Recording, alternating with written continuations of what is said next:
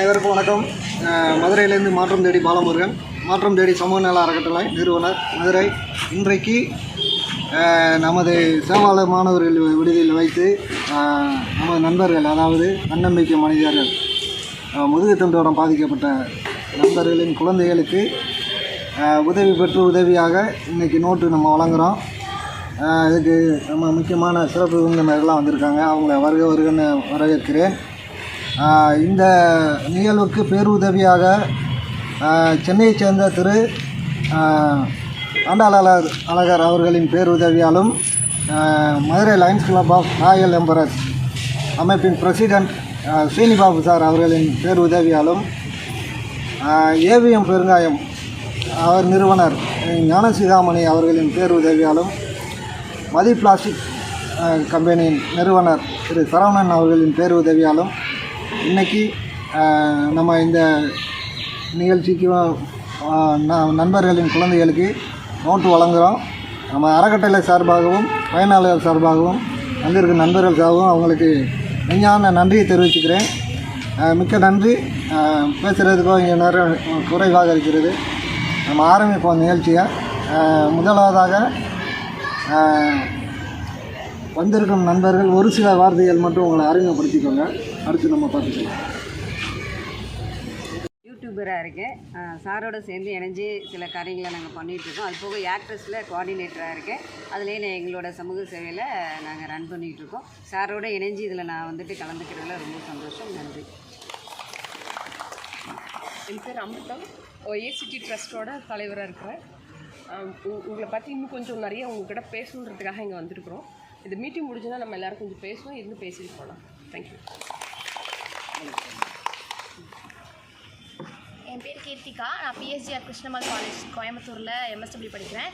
யாக்ட்ரஸில் இன்டர்னாக இருக்கேன். சார் வந்து ஓப்பனிங்க்கு வந்திருந்தாங்க. ஸோ இந்த இதில்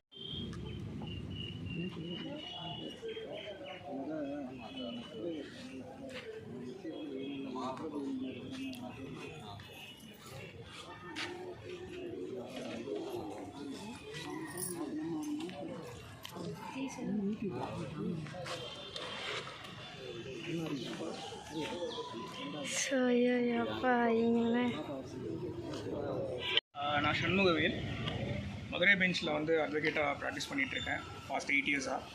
ஸோ இங்கே வந்து நானும் ஸ்பைனல் இன்ஜுரி. ஸோ சார் கூட, பாலமுருகன் சார் கூடயும் ஸ்ரீகாந்த் பிரதர் கூடயும் கொஞ்சம் ஒரு ஃபியூ இயர்ஸாக ட்ராவல் பண்ணிகிட்ருக்கேன். ஸோ அவங்க ஹெல்ப் பண்ணுறதுல லிட்டில் பிட் கொஞ்சம் கான்ட்ரிபியூட் பண்ணுறேன், அவ்வளோதான். ஸோ மீதி எல்லா க்ரெடிட்ஸும் பிரதர்ஸ்க்கு தான் போனோம். தேங்க்யூ. அனைவருக்கும் இனிய காலை வணக்கம். என்னுடைய பேர் ஐடா பேபி. இந்த நிகழ்ச்சியில் கலந்துக்கிட்டதுக்கு எனக்கு ரொம்ப சந்தோஷம். இதில் ஒரு பார்ட்டாக இருக்கும்போது ரொம்ப சந்தோஷமாக இருக்குது. பாலமுருகன் வந்து இவ்வளோ செய்வாருன்னு நான் எதிர்பார்க்கவே இல்லை. ஆனால் நிறைய விஷயங்கள் பாலா சொல்வாப்ப, நீ வந்து நிறைய நிகழ்ச்சியில் கலந்துக்கணும். ஆனால் ரொம்ப பிரம்மாண்டமாக இருக்குது. இந்த ஒத்துழைப்பை எல்லோரும் இன்னும் நல்லா பகிர்ந்துக்கோங்க. இதை மற்றவங்களுக்கு இதை பற்றி சொல்லுங்கள். ஏன்னா இன்னும் நம்மளுக்கு கீழே இருக்கவங்க இன்னும் நிறையா பேர் இருக்காங்க.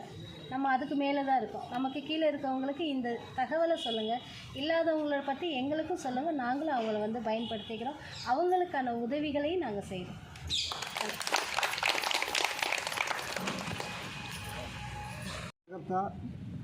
ஆணிவேர்னு சொல்லலாம். எனது உடன்முறைவா சகோதரன், உற்ற நண்பன். எனக்கு வந்து காலையில் எழுந்திரிச்சோடனே ஸ்ரீகாந்தை தான் நினைப்பேன். அந்தளவுக்கு நாங்கள் ரொம்ப டீப்பாக இருக்கோம். இந்த நிகழ்ச்சிக்கே அவர் தான். இன்னொன்று, நாங்கள் தொடர்ந்து நிறையா பயணம் பண்ண நாங்கள் ரெடியாக இருக்கோம். அதுக்கு நீங்கள் எல்லாருமே ஒத்துழைப்பு கொடுக்கணும். இந்த ஒரு நிகழ்ச்சிக்கு ஆர்கனைஸ் பண்ணி எல்லாத்தையும் ஒருங்கிணைச்ச ஸ்ரீகாந்துக்கு ரொம்ப நன்றி.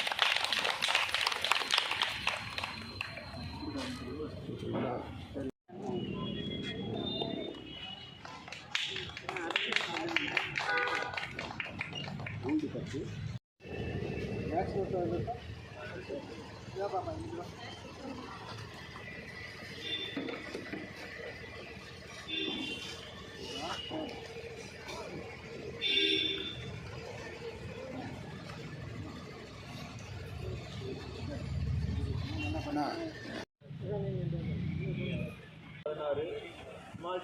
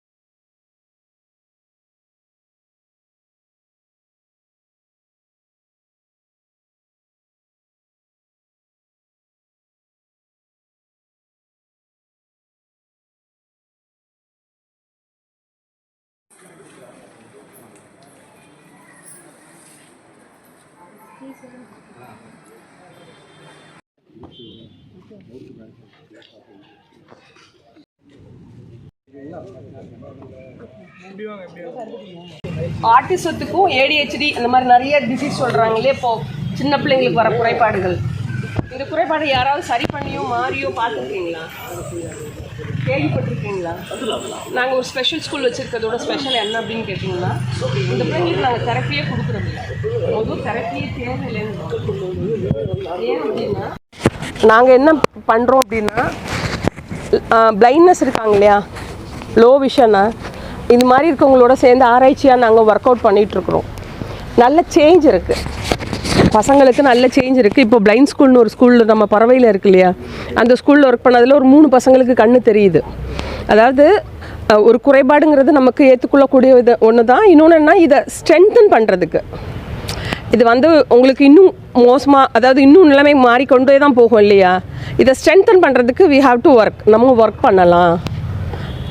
இது எப்படி அப்படின்னிங்கன்னா, இது சாத்தியம், நீங்கள் எல்லாம் நிறைய டாக்டர்ஸை பார்த்துருப்பீங்க, இதுக்கு சாத்தியமே இல்லை, அவ்வளோதான் இது அப்படின்னு தான் உங்களுக்கெல்லாம் சொல்லியிருப்பாங்க இல்லையா.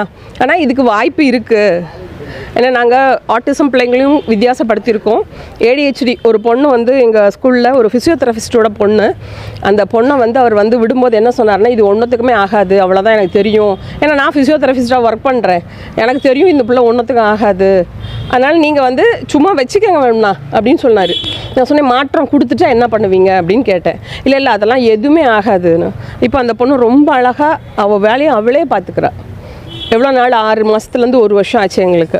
இது வந்து நீங்கள் மனசு வச்சா மட்டும்தான், நீங்கள் உங்களை மாற்றிக்கணும், இல்லை எனக்கு என்னைய நான் இன்னும் சரி பண்ணிக்கணுன்ற எண்ணம் இருந்தால் மட்டும்தான், கட்டாயம் கிடையாது. இன்னொன்றுன்னா ஸ்ட்ரென்தன் ஆகும், உங்களோட உடம்பு ஸ்ட்ரென்தன் ஆகிறதுக்கான வாய்ப்பு இருக்குது. இதை ஒர்க் அவுட் பண்ணலாம். ஏன்னா எனக்கு நீங்கள் எப்படி என்ன மாதிரி எதனால் இப்படி ஆச்சுன்னு எனக்கு விஷயம் தெரியாது. இடையில ஆக்சிடென்ட் ஆகிருக்கலாம், இல்லை பிறவியே இப்படி இருந்திருக்கலாம். இது நிறைய சோர்ஸஸ் இருக்குது. இதை நம்ம என்ன பண்ணலாம் அப்படிங்கிறது நீங்கள் விருப்பப்பட்டால் மட்டும்தான் இதை நம்ம பண்ண முடியும். ஆனால் மாற்றம் நாங்கள் எந்திரிச்சு நடந்துருவோமா அப்படின்லாம் கேட்டிங்கன்னா வித்தியாசம் கொண்டு வர முடியும். அதாவது நாங்கள் என்ன மாதிரி ட்ரீட்மெண்ட்லாம் பண்ணுறோன்னா, ஹோமியோபதி பண்ணுறோம், அடுத்து வர்மம் பண்ணுறோம். வர்மம் அப்படின்னா எந்த இடத்துல பிடிப்பு இருக்கோ அதை எடுத்து, இப்போ ஒரு பொண்ணு வந்து எம்ஆர் சைல்டு, அவள் கழுத்து இப்படி தான் வச்சுருப்பா, கை கீழே விட்டால் கீழே விழுந்துருவா. அந்த பொண்ணு வந்து கிட்டத்தட்ட ஒரு 6 மாதத்தில் 400 மீட்டரில் 3வது பரிசு வாங்கினா. நம்ம இதில் ஸ்பெஷல் ஈவெண்ட்டு சென்னை மதுரையில் வச்சுருந்தாங்க, வேறு கலைஞர் ஸ்டாலினோட இதில் 3rd ப்ரைஸ் வாங்கினா. கீழே விட்டால் கை விட்டா கீழே விழுகிற பொண்ணு. அந்த பொண்ணுக்கு வர்மம் பண்ணோம், ஹோமியோபதி நிறைய ட்ரீட்மெண்ட் பண்ணோன்னு வச்சுக்கோங்களேன். இப்படி ஒரு வாய்ப்பு இருக்குது. நீங்கள் யோசித்தால் உங்களுக்கு. ஏன்னா இது வந்து கட்டாயத்துக்கு அடிப்படை கிடையாது. இது ஏன்னா உங்களுக்கு தெரியும் நீங்கள் எவ்வளோ கஷ்டப்படுறீங்கன்னு உங்களுக்கு நல்லாவே தெரியும். உங்களை மாதிரி கஷ்டப்படுறவங்களும் எவ்வளோ கஷ்டப்படுறாங்கன்றது தெரியும். இன்னொரு பையன் சொல்கிறேன், ஒரு சிபி சைல்டு. அந்த பையன் என்ன பண்ணுவான்னா ட்ராயிங், அதாவது வானீர் கொட்டிகிட்டே இருக்கும். அந்த பையனோட வாயில் அவ்வளோ ஸ்மெல் வரும், அந்த கவிள் ஸ்மெல்னு சொல்லுவாங்க இல்லையா, அந்த மாதிரி வரும். அவங்க வீட்டில் வந்து அவங்க அப்பா மிலிட்ரி, அவர் வந்து வாங்காத பேஸ்ட்டோ பல்பொடியே கிடையாது, எங்கெங்கே என்னென்னலாம் சொல்லுவாங்களோ எல்லாத்தையும் வாங்கிடுவார். அந்த பையன் வந்து நகண்டு வீட்டை விட்டு வெளியவே போக மாட்டான், அதே மாதிரி நிற்க மாட்டான். சாப்பாடு கொடுத்தா அவனோட உடம்பே அப்படி நடுங்கும், அவனை ஊட்டுறதுக்கு ரொம்ப கஷ்டப்படுவாங்க. ஆனால் இப்போ அந்த பையன் ஒரு 6 மாதம் தான் வந்துருந்துருக்கான், அந்த ஸ்மெல்லு நின்றுச்சு. நான் இது வந்து ட்ரீட்மெண்ட்டுன்றதுக்காக சொல்லலை, இதை மாற்றமாக நம்ம யோசித்தோன்னா வேறு விதமும் இருக்குது அப்படிங்கிறத சொல்கிறதுக்காக தான் சொல்கிறேன். 1/2 மணி நேரம் நிற்கிறான். 6 மாதத்தில் 1/2 மணி நேரம் இருக்கிறதுனால விஷயம் தானே. ஆனால் இதுக்கு ஆராய்ச்சி இல்லை, இது கிடையவே கிடையாது, அவ்வளோதான், இது விதி முடிஞ்சது. ஃபிசியோதெரபி தான் கொடுத்துட்டே இருந்தாங்க. அந்த பையனுக்கு 10 வயசு, கிட்டத்தட்ட 6 வருஷமாக ஃபிசியோதெரபி தான் கொடுக்குறாங்க. யோசிச்சு பாருங்கள், உங்களை நீங்கள் ஸ்ட்ரென்தன் பண்ணணும் அப்படின்னா. இப்போ பிளைண்ட் ஸ்டூடெண்ட் எடுத்துக்கோங்களேன். பிளைண்ட் ஸ்டூடெண்ட்டுக்கு நாங்கள் ட்ரீட்மெண்ட் பண்ணும்போது என்ன சொன்னாங்கன்னா அந்த பசங்க, எனக்கு வந்து பக்கத்தில் இருக்கிற ஆள் நிற்கிறது கூட தெரியாது அப்படின்னு சொன்னான். அதை ஒருத்தர் ரிப்போர்ட் எழுத வர வச்சோம். அவர் சொன்னால், அவர்கிட்ட சொல்லு நீ எப்படி இருக்கேன்னு சொல்லுன்னு சொன்னதுக்கு அவன் சொன்னால், எனக்கு இப்போ யாராவது வந்தால் அந்த ஷேடோ தெரியுது, அது அவங்க கோஆப்ரேட் பண்ணால் தான் பண்ண முடியும். இன்னொன்று, இதுக்கு ஒரு சில வழிகள் இருக்குது, அதன் மூலம் பண்ணால் வாய்ப்பு இருக்குது, ஸ்ட்ரென்தன் ஆகிறதுக்கு வாய்ப்பு இருக்குது. இது வந்து இன்னும் லோவாக போகாமல் ஸ்ட்ரென்தன் பண்ணி கொண்டு வரலாம். அதனால் நீங்கள் யோசிங்க, சார்கிட்ட பேசுவோம், சேர்ந்து ஒர்க் பண்ணுறதுனா நம்ம ஒர்க் பண்ணலாம். சரிங்களா? தேங்க்யூ.